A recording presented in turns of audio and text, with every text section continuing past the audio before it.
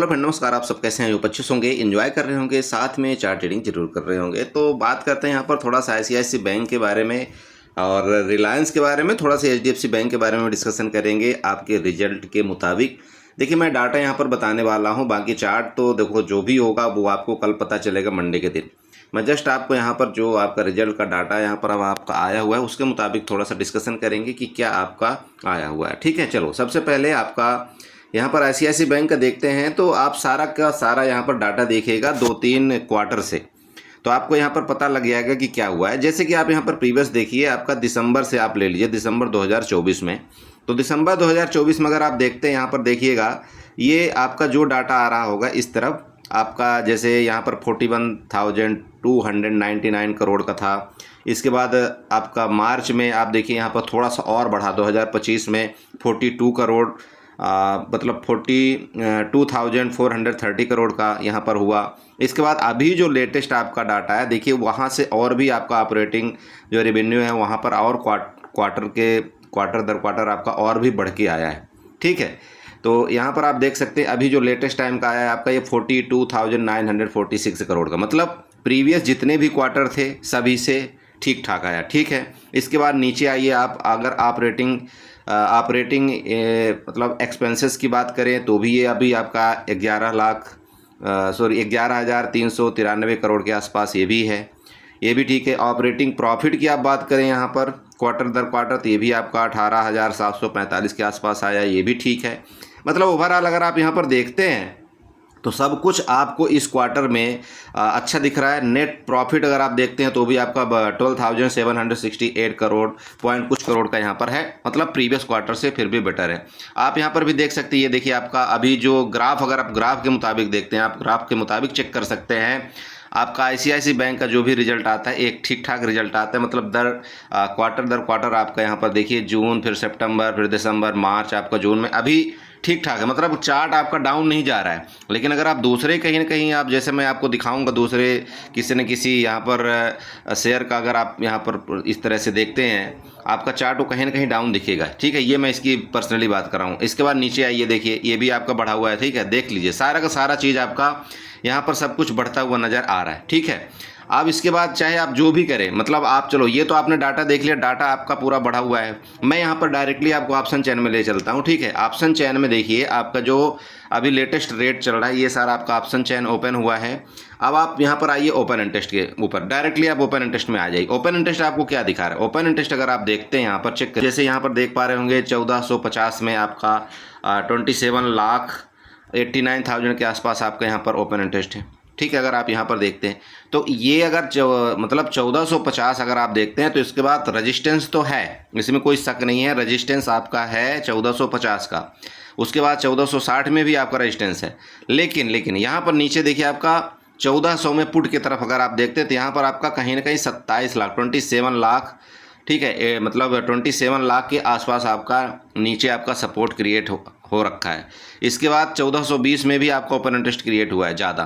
तो इसका मतलब सिंपल आप ये समझिए कि भाई कहीं ना कहीं आपका सपोर्ट भी मजबूत हुआ है।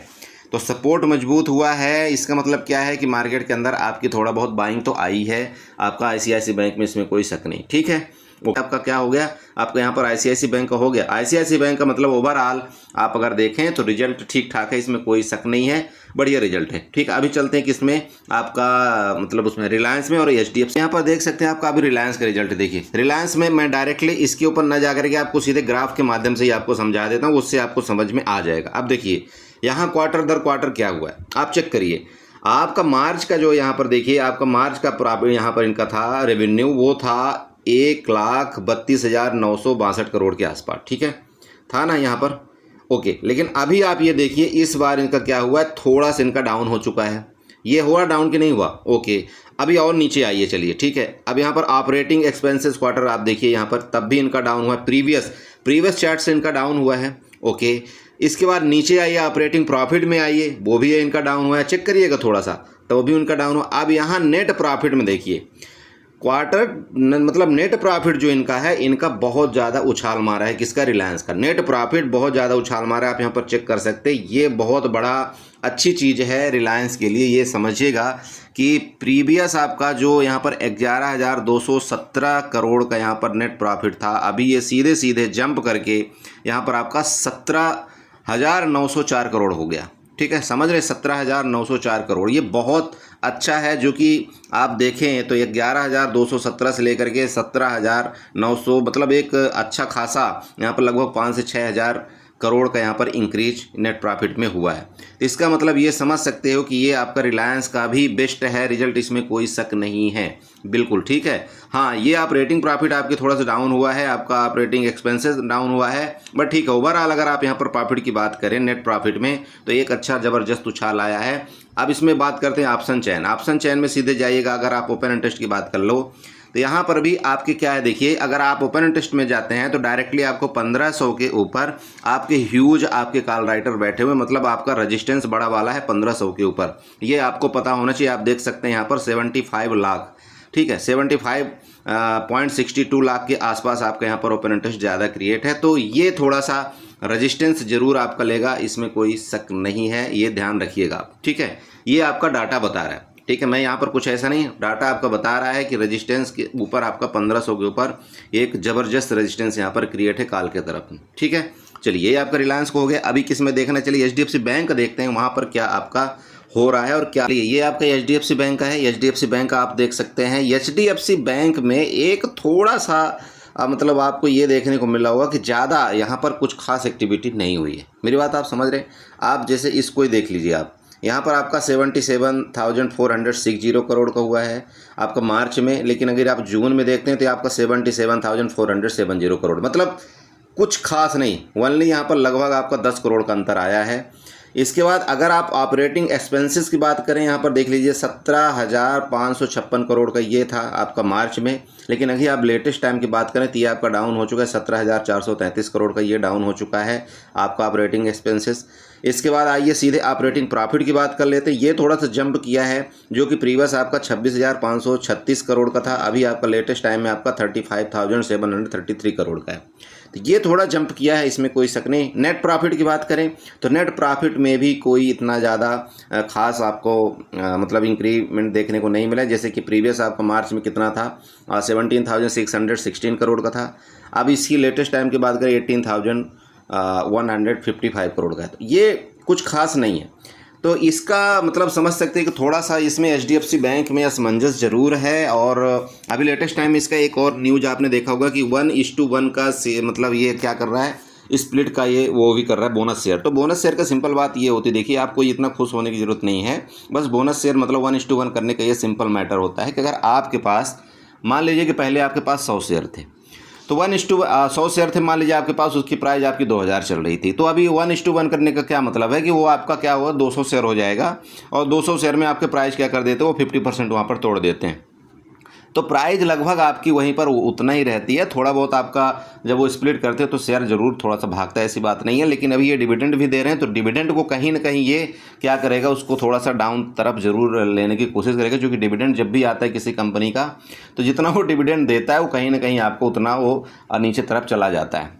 तो ये ठीक है। बोनस अगर देता है तो आपको, देखिए, मैं सिंपल बोलता हूँ कि आपको अगर लॉन्ग टर्म के लिए इन्वेस्टमेंट आपको करना चाहिए तो ज़रूर थोड़ा सा HDFC बैंक की तरफ जा सकते हैं। बट अगर कहीं ना कहीं नीचे मिले तो और आपको थोड़ा सा देखना चाहिए। ठीक है, मतलब ये इन्वेस्टमेंट की मैं पर्पज़ की बात कर रहा हूँ, ना कि मैं इंट्राडे की पर्सनली बात करता हूँ। ये चीज़ थोड़ा ध्यान रखा। बट रिजल्ट का अगर ओवरऑल आप बात करते हैं तो ठीक है, इतना भी ख़राब नहीं है, ना ही इतना अच्छा कहा जाए। ठीक है, सिंपल है। बट जहाँ इनके मुताबिक अगर आप रिजल्ट देखते हैं किसका, आप ICICI बैंक का और आप रिलायंस का, तो बेटर है रिजल्ट इनका, इन दोनों का। ठीक है, मुझे यही बताना, तो बाकी ज़्यादा कुछ नहीं है। बाकी जो होगा देखो, वो कल आपका खुद मार्केट के दौरान आपको सब पता लग जाएगा। बस मैं आपको ये ज़रूर बताना चाहता हूँ कि कुछ भी करने से पहले उतावले होकर के कुछ भी ऐसे मत खरीद लेना कि आपको बड़ा लॉस हो जाए। क्योंकि देखो, जब भी कभी इस तरह से मतलब न्यूज इफेक्ट चलता है ना, न्यूज वाला स्टेज, मतलब न्यूज वाला सिचुएशन, तो सबको पता है कि मार्केट में क्या होगा, जब अच्छी न्यूज़ आ जाएगी तो बहुत से लोग BTST करके जाएंगे, बहुत बड़े बड़े क्वांटिटी यहाँ पर लेकर के जाएंगे, और इसी को उल्टा होता है। थोड़ा सा ये चीज़ ध्यान रखना है।